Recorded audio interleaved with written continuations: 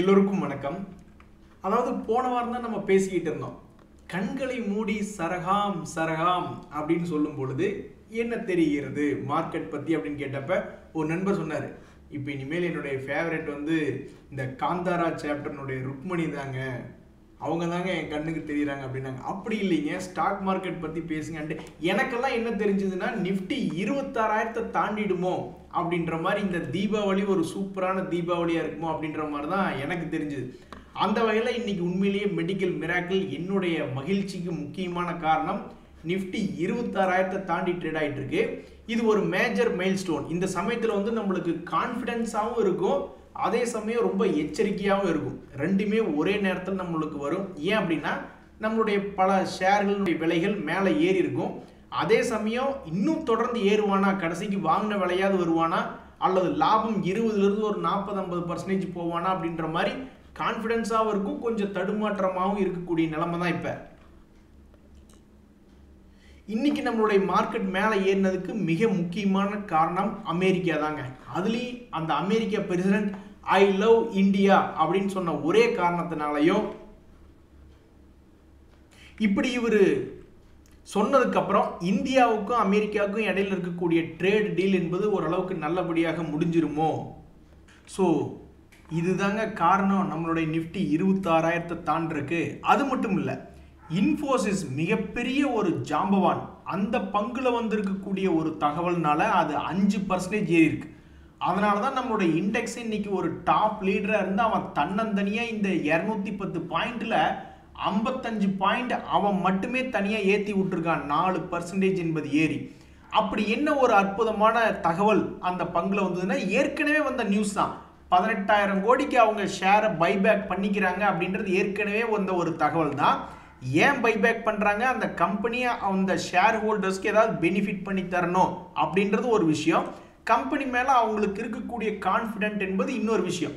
அதே விஷயந்தான். அதே விஷயத்த மறுபடியும் திருப்பி இந்த மாதிரி நாங்கள் ப்ரொமோட்டர்கள் இந்த 18,000 கோடி பைபேக்கில் நாங்கள் கலந்துக்க மாட்டோம், எங்கள் ஷேரை நாங்கள் அப்படியே தான் வச்சுருப்போம் அப்படின்ற ஒரு தகவல் வந்ததுனால, ப்ரொமோட்டர்ஸ் டு ஸ்கிப் 18,000 கோடி பைபேக் அப்படின்றத நியூஸ் வந்ததுனால தான் இன்னைக்கு நம்மளுடைய மார்க்கெட்டில் 55 பாயிண்ட் கூடுதலாக வந்திருக்கு.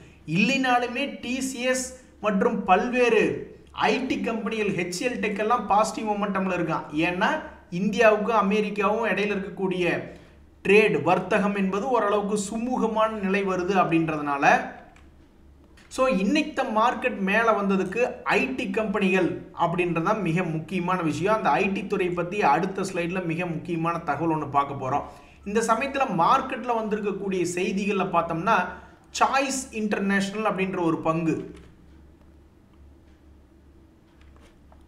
அதில் சில விஷயங்கள் உங்களை அப்படியே ஆச்சரியப்படுத்தும். அந்த சாய்ஸ் இன்டர்நேஷனலில் இவங்க இருக்கக்கூடியது broking and distribution, investment banking, financial services மற்றும் எக்ஸட்ரா அப்படின்ற மாதிரி போட்டிருக்காங்க. இவங்க செய்யக்கூடிய வேலைக்கு அவங்களுக்கு எவ்வளவு பணம் கிடைச்சிருக்கு, லாபம் கிடைச்சிருக்கு அப்படின்னு பார்த்தீங்கன்னா, முதல்ல வெறும் 8 கோடி தான் 2022 லாபம் பண்ணிக்கிட்டு இருந்தவங்க இப்போ கன்சிஸ்டண்ட்டாக 50 கோடி அப்படின்ற மாதிரி லாபம் பண்ணிக்கிட்டு இருக்காங்க.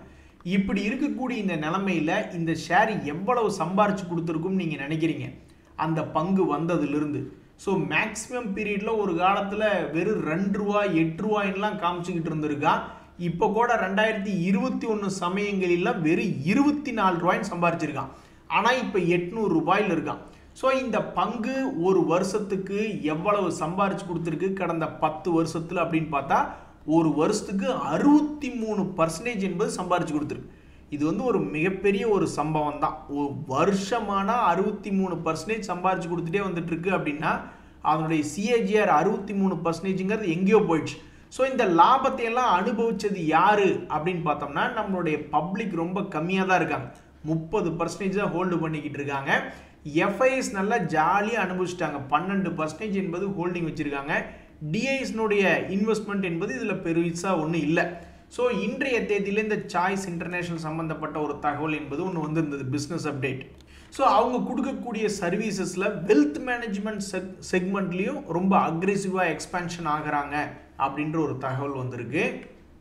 ஸோ இந்த சாய்ஸ் இன்டர்நேஷனல் அப்படின்ற பிஸ்னஸ் நியூஸ் ஏற்கனவே அந்த ஷேரை வச்சிருக்கிறவங்களுக்கு ஒரு மகிழ்ச்சியாக தான் இருக்கும். அதே மாதிரி இன்னைக்கு மார்க்கெட்டில் சம்பவம் பண்ண பங்குகளில் இந்த கருடா கன்ஸ்ட்ரக்ஷன் அப்படின்ற பங்கும் உண்டு. அவன் இன்னைக்கு 8% ஏறி இருக்கானுங்க. காலையில் ஃப்ளாட்டில் இருந்திருக்கான், கடைசியில் பார்த்தா இப்போ 8% ப்ளஸில் வந்திருக்கான்னா அவன் வெளியிட்டு இருந்த நியூஸ் தான், எங்களுக்கு வந்து ஒரு ஒர்க் ஆர்டர் கிடைச்சிருக்கு, கிட்டத்தட்ட 231 கோடி மதிப்பிலான ஆர்டருங்க அது அப்படின்ற மாதிரி சொல்லியிருக்காங்க. இவங்களுடைய சேல்ஸே ஒரு குவார்ட்டருக்கே 125 கோடி தான். இதுக்கு முன்னாடியில் 21 கோடி தான் ஒரு குவார்ட்டருக்கு சேல்ஸ் பண்ணிக்கிட்டு இருந்தாங்க. கொஞ்சம் கொஞ்சமாக இம்ப்ரூவ் பண்ணி இப்போ 125 கோடி. இப்போ கிடைச்சிருக்கக்கூடிய ஆர்டர் என்பது பார்த்தீங்கன்னா 231 கோடிக்கு கிடைச்சிருக்கு அப்படின்றது மார்க்கெட்டில் அதுக்கு ஒரு சந்தோஷம் வந்துடுச்சு. உடனே டபக்குன்னு அவனை வந்து ஏற்றி விட்டாங்க. ஸோ இந்த கம்பெனியினுடைய டோட்டல் ஆர்டர் புக் அப்படின்னு பார்த்தீங்கன்னா 3460 கோடிக்கு இருக்குது அப்படின்றாங்க. இதெல்லாம் எப்போ டெலிவரி பண்ணுறாங்க அப்படின்ற டைம்லைன் நம்மகிட்ட இல்லை. எதுவும் கேன்சல் ஆகக்கூடாது ஆண்டவா அப்படின்ற மாதிரி தான் இந்த ஷேரை வச்சிருக்கிறவங்க பல பேர் யோசிச்சுக்கிட்டு இருப்பாங்க. இந்த பங்குல என்ன ஒரு விசேஷ செய்தி அப்படின்னு பார்த்தீங்கன்னா, இந்த பங்கினுடைய மார்க்கெட் கேபிட்டல் என்பது 2020 கோடி அப்படின்றது இருக்கு. ஆனால் இன்னைக்கு அவங்க கிட்ட இருக்கக்கூடிய டோட்டல் ஆர்டர் புக் அப்படின்றது 3460 கோடி அப்படின்றது தான் ஒரு தகவல். நண்பர்களே, ரிசல்ட் கொடுக்க தகவல்களை பொறுத்த வரைக்கும் பார்த்தீங்கன்னு வச்சுங்களேன், வர்தமான் டெக்ஸ்டைல்ஸ் எல்லாம் இன்னைக்கே எகிரி ஆடிக்கிட்டு இருக்கான். அது மட்டும் இல்லாமல் மிகப்பெரிய ஜாம்பவான்கள் இந்த கோல்கேட், பாமோலிவ், ஹிந்துஸ்தான் யூனிலிவர் போன்ற மிகப்பெரிய கம்பெனிகளுடைய ரிசல்ட் வருது. ஸோ நேற்று மார்க்கெட் லீவ் அப்படின்றதுனால, அதுவும் இல்லாமல் பெரிய ஆளுகளுடைய ரிசல்ட்டு வரல அப்படின்றதுனாலையும் நாளைய தேதியிலிருந்து இந்த ரிசல்ட்டுகளுடைய இம்பேக்ட் எப்படி அப்படின்றத பார்க்கணும். அதே சமயத்தில் இன்னைக்கு நீங்கள் இந்த சமயத்தில் பார்க்க வேண்டியது என்னன்னா, தொடர்ந்து வில்லனாகவே இருந்து இன்னைக்கு ஹீரோவாக மாறினது எதுனா ஐடி பங்குகள் தான். ஒரே ஒரு வாய்ப்பு கிடைச்சது, டக்குன்னு அதை தூக்கி மேலே ஒரு 5%, 4% அப்படின்னு முன்னணி கம்பெனிகளை மேலே தூக்கி நிறுத்தி வச்சிருக்காங்க. நிஃப்டி 50 இண்டெக்ஸ் மட்டும் நீங்கள் ஐடி ஸ்டாக்ஸ் எல்லாம் ஏறி இருக்கு அப்படின்ற மாதிரி நீங்கள் நினச்சிட்டு இருப்பீங்க. ஆனால் நீங்கள் போயிட்டு பெரும்பாலும் இந்த நிஃப்டி நெக்ஸ்ட் 50 இண்டெக்ஸ் எடுத்து பார்த்தாலும் நௌக்கரி ஒரு 5% ஏறி இருக்கு. அதில் இந்த ஸ்மால் கேப் இண்டெக்ஸ்லாம் பெரும்பாலும் ஏற்றத்தையே பார்க்காத ஒரு பங்கு தான் இந்த பிர்லா சாஃப்ட், சொனாட்டா சாஃப்ட்வேர் போன்ற பங்குகள்லாம் பாவம் 52 வீக் லோவில் அடிபட்டு சின்ன பின்னமாக கிடக்கு. அவங்களுக்கெல்லாம் இன்னைக்கு ஒரு வாழ்வு வந்து அவனுங்கெல்லாம் ஒரு 7% போல் ஏறி இருக்காங்க. ஸோ இன்னைக்கு ஓவரால் மார்க்கெட்டில் இண்டெக்ஸ்கள் பொறுத்த வரைக்கும் பார்த்தீங்கன்னா எந்த செக்டர் ஓரளவுக்கு நல்லா ஏறி இருக்கு அப்படின்னா குறிப்பாக இந்த ஐடி செக்டர் ஏறி இருக்கு. அதுவும் எப்படி ஏறி இருக்கான், 52 வீக் லோலேருந்து ஒரு 5-6% ஏறினங்காட்டி ஏறி இருக்கான். நாளைக்கே ட்ரம்ப் வந்து பிம்பிளிக்கு பிஆபி ஐ ஹேட் இந்தியா அப்படின்னு இடத்தையாவது ஒன்றை போட்டு விட்டாங்கன்னு வச்சுங்களேன், அப்போ கொஞ்சம் மனசு கஷ்டமாக இருக்கும். ஐபிஓக்களை பொறுத்த வரைக்கும் எதுவும் நியூஸ் இல்லைங்க நண்பர்களே. அதில் வந்து உங்களுக்கு ஓப்பனாக இருக்கக்கூடிய ஐபிஓக்கள் என்பது இல்லை. நிஃப்டி 50 இண்டெக்ஸை பொறுத்த வரைக்கும் ரொம்ப முக்கியமாக கவனித்து ட்ரேட் பண்ணிகிட்டு இருக்கிறது எந்த பங்குகள் அப்படின்னு நிறைய பேர் பார்த்தீங்கன்னா இந்த ஹெச்டிஎஃப்சி பேங்க் தான். இன்னைக்கு மார்க்கெட்டில் அதில் இன்னைக்கு அதிகமான ட்ரேட் வேல்யூ என்பது நடந்துக்கிட்டு இருக்கு. இது நல்லதுக்கா கெட்டதுக்கா அப்படின்றது தெரியல. மிக முக்கியமான இடத்துல இந்த ஹெச்டிஎஃப்சி பேங்க் இருக்கு. எப்படி கீழேருந்து இவ்வளவு பெரிய மூவ்மெண்ட் கொடுத்து மார்க்கெட் ஏறுறதுக்கு சப்போர்ட் பண்ணானோ அதே மாதிரி மறுபடியும் இன்னொரு முறை செய்ய போகிறானா அல்லது இதுக்கு முன்னாடி கீழே விழுந்த மாதிரி விழுக போறானா அப்படின்றது தெரியல. ஸோ இது ஒரு வேளை இப்போ நடக்கக்கூடிய ட்ரேட் வேல்யூ என்பது இந்த ஷேர்னுடைய ப்ரைஸை மேலே தூக்கிட்டு போனான்னா அது ஒரு சரித்திரமாக இருக்கு. இவனுக்கு மேலே ட்ரேட் வேல்யூ அதிகமாக நடந்து நிஃப்டி 50 இண்டெக்ஸில் கவனிக்கத்தக்கக்கூடிய இடத்துல இருக்கக்கூடிய இந்த ஹெச்டிஎஃப்சி பேங்க் மாதிரியே இந்த இன்ஃபோசிஸ் பங்கு அப்படின்றது பார்த்தீங்கன்னா அவனுடைய லோ ரேட்டில் ஹெவி ட்ரேட் வால்யூம் அப்படின்றது நடந்துக்கிட்டு இருக்கு. அப்போ இது வந்து இவனுக்கு சாதகமாக இவனை மேலே ஏற்ற போகிறதா அல்லது இன்னும் கொஞ்சம் கீழே வருதா அப்படின்றது தெரியல. பட் தற்போதைய நிலைமையில் இன்ஃபோசிஸ் அப்படின்ற பங்கு தன்னுடைய உச்சத்தை போய் தொட வேண்டும் என்றால் ஆல்மோஸ்ட் ஒரு பங்குக்கு 400 ரூபாய் ஏறணும். செய்வீர்களா அப்படின்றதான் பல பேர் எதிர்பார்த்துக்கிட்டு இருக்காங்க. ஸோ யாருக்கும் தெரியாது இந்த பங்கு இனி மேலே போக போதா அல்லது கீழே வருதான்னு. ஆனால் இன்னைக்கு மார்க்கெட்டில் முக்கியமான நிஃப்டி 50 இண்டெக்ஸை பொறுத்த வரைக்கும் அதிகமாக கவனம் என்பது எதில் இருக்குன்னா இது போன்ற பங்குகள் இருக்கு.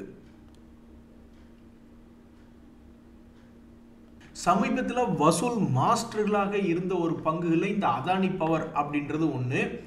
அந்த பங்கு வந்து சமீபத்தில் ஆல்மோஸ்ட் 120 ரூபாயிலிருந்து 180 ரூபா வரைக்கும் போயிட்டு மறுபடியும் 140 ரூபாய்க்கு வந்துட்டு அதே ரேஞ்சில் சப்போர்ட் எடுத்து மறுபடியும் 170 ரூபாய்க்கிட்ட போய் ட்ரேட் ஆகி கொண்டிருக்கக்கூடிய இந்த அதானி பவரில் இன்னைக்கு நிஃப்டி நெக்ஸ்ட் 50 இண்டெக்ஸில் அதிகமான வேல்யூக்கு ட்ரேட் ஆகி கொண்டிருக்கக்கூடிய பங்குகளில் இந்த அதானி பவரும் ஒன்று. ஸோ இதுக்கப்புறம் இந்த பங்கு மறுபடியும் ஒரு ரவுண்டு போயிட்டு வந்துட்டேன், இன்னொரு ரவுண்டு போயிட்டு வர போகிறேன் அப்படின்ற மாதிரி இந்த பங்கு செய்ய போகிறதா, அல்லது தன்னுடைய தடைகளை உடைத்து மேலே போக போகிறதா அப்படின்றது யாருக்கும் தெரியல. இது பொறுத்திருந்தா பார்க்கணும். இன்னொரு மிக முக்கியமான பங்கு வருண் பெவரேஜஸ் அப்படின்ற பங்கு. இப்போதான் சமீபத்தில் இவனுடைய அடிவாரத்தை 2-3 மாதங்களுக்கு முன்னாடி இருந்த அடிவாரத்தை போய் பார்த்துக்கிட்டு வந்தான் 430 ரூபா ரேஞ்சுக்கு. அதன் பிறகு தற்போதைக்கு இந்த பங்கு அந்த லோ ரேஞ்சிலிருந்து ஒரு 30 ரூபாய் என்பது ஏறி வந்திருக்கு. இது ரெண்டுக்கு நடுவில் இருக்குது. சில பேர் என்ன எதிர்பார்ப்பாங்க, வால்யூம் கீழே நடந்தால் நல்லா இருக்குமே எதிர்பார்ப்பாங்க, அல்லது மேலே நடந்ததுன்னா ஏதோ ஒரு டேர்னிங் பாயிண்டில் நடக்குமோ அப்படின்ற மாதிரி நினச்சிக்கிட்டு இருப்பாங்க. ஆனால் இந்த பங்கில் இந்த இடத்துல கொஞ்சம் வேல்யூ என்பது அதிகமாக நடந்துக்கிட்டு இருக்கு. இனி இந்த பங்கினுடைய மூவ்மெண்ட் வந்து மேலே இருக்குமா அல்லது கீழே இருக்குமா அப்படின்றது தெரில. பட் தற்போதைய தேதி வரைக்கும் ஒரு 30 ரூபாய் என்பது ஏறி ட்ரேட் ஆகிட்டு இருக்கு. ஸோ இந்த வருண் பெவரேஜஸ்லாம் மாதக்கணக்காக சிக்கி இருக்கக்கூடிய ஆட்கள்லாம் எத்தனையோ பேர் இருக்காங்க. ஏதாவது ஒரு நல்லது நடந்தால் சரிதான். நண்பர்களே, இன்றைக்கி மார்க்கெட்டில் உண்மையிலேயே சந்தோஷம் அதிகமாக இருக்கிறதுக்கு வாய்ப்பு இருக்குது. ஏன்னா மிட் கேப் இண்டெக்ஸில் போய் எடுத்து பார்த்தீங்கன்னா பல பங்குகள் 5% என்பது ஏறி இருக்கான், பல பங்குகள். அப்போ இதனால் அந்த இண்டெக்ஸில் வந்து நிறைய பேர் முதலீடு பண்ணியிருப்பாங்க, மிட் கேப் இண்டெக்ஸ்கள் அப்படின்ட்டு. அப்போ அவங்களுக்கெல்லாம் வந்து இன்றைக்கி ஒரு மகிழ்ச்சிகரமான நாள். ஐடியா போன்ற ஷேர்கள்லாம் இன்றைக்கி 5% ஏறி இருக்குது. பாரத் ஃபோர்ஜ் அப்படின்ற பங்கெல்லாம் 5% ஏறி இருக்குது. இதில் முக்கியமாக கவனிக்க வேண்டியது என்னென்னா, இந்த பாரத் ஃபோர்ஜ் ஆல்ரெடி இந்த வருஷத்தில் வந்து ஒரு அற்புதமான ஒரு வேலை ஒன்று பார்த்துட்டான். ஆல்மோஸ்ட் 900 ரூபாயிலிருந்து 1400 வரைக்கும் ஆல்ரெடி ஒரு ரவுண்ட் என்பது போயிட்டு வந்துட்டான்.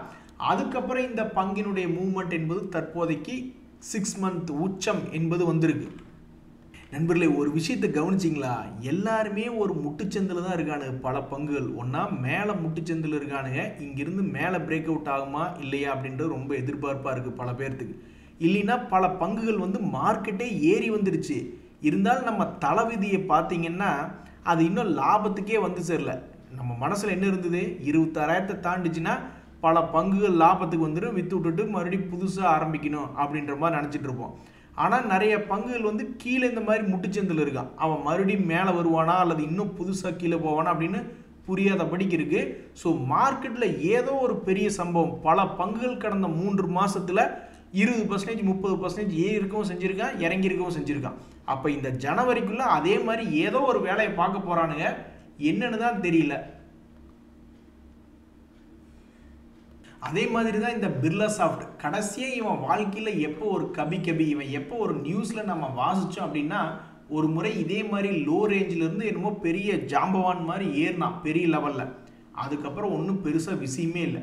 அதுக்கப்புறம் ஆல்மோஸ்ட் ஒரு 6 மாதம் கழித்து ஐடி செக்டரில் ஏறினதுனால இவனை 340 ரூபா ரேஞ்சில் இருந்தவன் 2 நாளில் கிட்டத்தட்ட 50 ரூபாய் ஒரு ஷேருக்கு ஏற்றி விட்டுருக்காங்க. இட்ஸ் அ மெடிக்கல் மிராக்கிள் அப்படின்ற மாதிரி தான். ஸோ இது போன்ற பங்குகள் எல்லாமே முட்டுச்சந்தில் தான் இருக்கான். நீ என்ன பண்ண போகிறான்னு தெரியல. இன்றைக்கி மட்டுமே 9% இந்த பிர்லா சாஃப்ட் ஏறி one of the top gainer லிஸ்ட்டில் ஸ்மால் கேப் இண்டெக்ஸில் வந்திருக்கு. இந்த எஸ்சிஐ ஷேர் வேணால் ஒருத்தர் உருப்படியாக ஒரு வேலையை பண்ணியிருக்காங்க நண்பர்களே. சமீபத்தில் இந்த பங்கு ஒரு முறை 200 ரூபாய் கிட்ட ரிவர்சல் காட்டுற மாதிரி காமிச்சுக்கிட்டு இருந்தான். அதுக்கப்புறம் ஏதோ ஒருத்தன் உருப்படியாக மேலே வந்தான் அப்படின்ற மாதிரி 200லேருந்து இன்றைக்கி 250 ரூபாய்னு ஆல்மோஸ்ட் 25% மேலே ஏறி ட்ரேட் ஆகிட்டு இருக்கு. இந்த விடிஎல் அப்படின்ற ஷேர் இன்றைக்கி ரிசல்ட் விடுறான். இருந்தாலும் அமெரிக்காவுக்கும் இந்தியாவுக்கும் இருக்கக்கூடிய ஒரு இணக்கமான சூழ்நிலை காமிச்சு இதை ஒரு 8% ஏற்றி விட்டாங்க ஸ்மால் கேப்பில். நண்பர்களே, மைக்ரோ கேப் இண்டெக்ஸ்களை பொறுத்த வரைக்கும் 2 முக்கியமான நியூஸ். உங்களுக்கு சவுத் இந்தியன் பேங்க்னு பேரை கேட்கும்போது பெரிய பேங்க் அப்படின்ற மாதிரி நினச்சிருப்பீங்க. ஆனால் அதனுடைய மார்க்கெட் கேபிட்டல் பொறுத்த வரைக்கும் அது ஒரு மைக்ரோ கேப் ஷேர் தான். ஆனால் அவன் என்ன பெருசாக சாதிச்சான்னு கேளுங்க, 40% ஏறி இருக்கான். சமீபத்தில் ஒரு 2 மாதத்துக்குள்ளே கணக்கு பார்த்தீங்கன்னா 40% ஏறின பிறகு இந்த இடத்துல ஒரு மிகப்பெரிய ஒரு வால்யூம் அப்படின்றது நடந்துக்கிட்டு இருக்கு.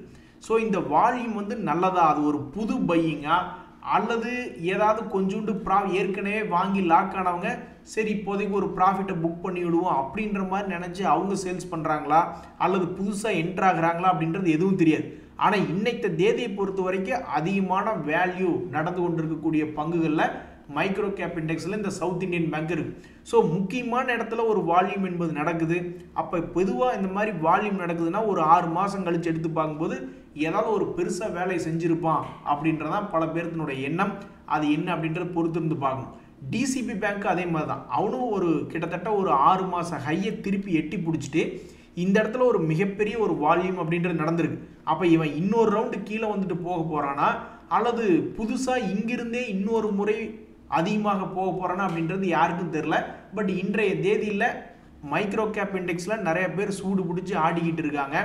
அதுலேயும் இந்த கோகெக்ஸ், கைடெக்ஸ், அவந்தி ஃபீடுன்னு எக்ஸ்போர்ட் ரிலேட்டடான கம்பெனிகள்லாம் ட்ரம்ப் ஐ லவ் யூ அப்படின்னு சொல்லிவிட்ட ஒரே காரணத்தினால எல்லாம் எந்திரிச்சு ஆடிக்கிட்டு இருக்காங்க சந்தோஷமாக. நண்பர்களே, நியூஸ்களை பொறுத்த வரைக்கும் இந்த தமிழ்நாடு மெர்கடைல் பேங்க்ல ஒரு நியூஸ் கூட வராதா அப்படின்னு யாரும் எதிர்பார்க்க மாட்டாங்க. ஏன்னா அவன் ஏற்கனவே அந்த ஷேரை வச்சிருக்கிறவங்க அதை பார்த்து பார்த்து பழகிட்டாங்க. அவன் ஏறுவான் இறங்குவான் ஏறுவான் இப்படியே தான் எங்களை தொந்தரவு பண்ணிக்கிட்டு இருக்கேன், அதில் நியூஸ் வந்தால் என்ன வரலின்னு அப்படின்ற மாதிரி யோசிச்சுட்டு இருப்பாங்க. ஆனால் இந்த தமிழ்நாடு மெர்கடைல் பேங்க் அப்படின்ற பங்கில் இன்னைக்கு வந்த நியூஸ் என்ன அப்படின்னு பார்த்தீங்கன்னா, அவங்க ஒரு நியூ பிரான்ச் ஓப்பன் பண்ணுறாங்க அப்படின்ற ஒரு நியூஸ் வந்துச்சு. இங்கே பார்த்தீங்களா, அந்த தமிழ்நாடு மெர்கடைல் பேங்க் வச்சிருக்கிறவங்களுக்கு அது கேட்க வேண்டியதில்லை. அவன் கீழே வந்தால் மேலே போயிருப்பான், மேலே போயிருந்தால் கீழே வந்திருப்பான் அப்படின்ற எண்ணத்தில் தான் அவங்க உட்காந்துட்டு இருந்திருப்பாங்க. ஸோ நியூஸே இல்லாமே அவன் 400 ரூபாய் ரேஞ்சிலேருந்து 480 ரூபா அப்படின்றது இன்னைக்கு ட்ரேட் ஆகி கொண்டிருக்கக்கூடிய இந்த நேரத்தில் அந்த தமிழ்நாடு மெர்கடைல் பேங்க் ஒரு நியூ பிரான்ச் ஓப்பன் பண்ணுறாங்க அப்படின்ற ஒரு தகவல் வந்திருக்கு. அதே மாதிரி ரெயில்டெல் கார்பரேஷன் ஆஃப் இந்தியாவில் இன்னும் ஒரு நியூஸ் வந்திருக்குன்னா, அவங்க ரெக்கார்ட் டேட் அனௌன்ஸ்மெண்ட் பண்ணியிருக்காங்க டிவிடெண்டுக்காக. அது எந்த தேதி அப்படின்னு பார்த்தீங்கன்னா 4 நவம்பர் 2025. ஸோ இதுவும் ஒரு காலத்தில் பெருசாக மூவ்மெண்ட் காமிச்சு வெடிச்சு செதறி கொண்டிருந்த ஒரு பங்கு தான். 250 ரூபா எங்கே, 500 ரூபா பக்கத்தில் இங்கே ஒரு ரவுண்டு அழகாக போயிட்டு வந்துட்டான் 2025 அப்படின்ற சமயத்தில். இப்படி எல்லாம் பண்ணிட்டு கடைசியில் ஒரு எக்ஸ்பெக்டேஷன் அப்படின்ற மாதிரி செட் பண்ணிட்டு ஏனோ தெரில ஒரு மீன் மண்டைக்குள்ளே போய் மாட்டிக்கிட்டு ரொம்ப அமைதியாக இருக்கான். எதுக்கு அப்படின்றது தெரில. ஸோ என்னைக்கு இவன் எந்த சைடு வெடிச்சு செதறுவான் அப்படின்றது தெரில. ஆனால் இந்த பங்கினுடைய தகவல் என்ன வந்திருக்குன்னா, அவங்க கொடுக்கக்கூடிய டிவிடெண்டுக்கு உண்டான ரெக்கார்ட் டேட் 4 நவம்பர் 2025 அப்படின்றது வந்திருக்கு. சரி, கடைசிக்கு எங்களுக்கு டிவிடெண்டாவது மிச்சம் அப்படின்ற மாதிரி அந்த ஸ்டாக் வச்சிருக்கிறவங்க பார்த்துக்கிட்டு இருப்பாங்க. ஆக மொத்தம் இன்னைக்கு ட்ரம்ப் அவர்களுடைய வாயில நம்ம நல்லபடியாக விழுந்திருக்கோம். இந்த நிலை அப்படியே தொடர்ந்துச்சுன்னா எத்தனையோ பேர் ஷேர் மார்க்கெட்டில் லாக் ஆகி வந்திருக்காங்க, அவங்க எல்லாருமே வெளியே வந்துடுவாங்க. நன்றி, வணக்கம்.